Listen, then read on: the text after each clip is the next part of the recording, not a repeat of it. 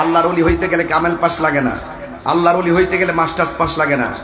দেখবেন কিছু কিছু মুরব্বী আছে এরই ক্ষেত্রের মধ্যে ঘাস বাসে, বাঁচার পরে যখন দেখা যায় আজান হয়েছে তখন সে কোমরে গামছাটা খুলে গড়ের পানি দিয়া উজু কইরা ক্ষেতের আইলের মধ্যে নামাজে দাঁড়ায়া যায়। এই লোকটার চেহারা কালো, কিন্তু মরার পরে দেখা যায় এই চেহারাটা নূরের মতন দেখা যায়। তো বুঝতে পেরেছেন, আমি শুরুতেই বলেছি এই জায়গাটাকে ঠিক করতে হবে, অন্তরটাকে ঠিক করতে হবে।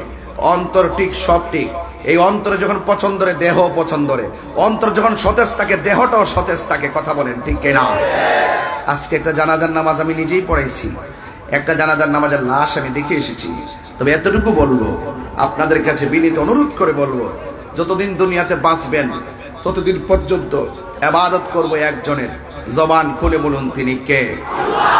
আরো বড় করে বলি তিনি কে? সেজদা পাওয়ার মালিক একজন, তিনি কে? আল্লাহ ছাড়া কারো কাছে মাথা নত করা যাবে? আল্লাহ কয়জন? ওয়া ইলাহুকুম ইলাহু ওয়াহিদুন লা ইলাহা ইল্লা হুয়ার রহমানুর রহিম। আল্লাহ রাব্বুল আলামিন হলো একজন, তিনি ছিলেন, তিনি আছেন, তিনি থাকবেন। এই দুনিয়ার সব ফান হয়ে যাবে, আল্লাহ রাব্বুল আলামিন তিনি থাকবেন। যাররা যাররা পরিমাণ হিসাব আমার আল্লাহ আপনার কাছ থেকে আমার কাছ থেকে নেবেন। আল্লাহ সব জানেন, আল্লাহ রাব্বুল আলামিন সব দেখেন।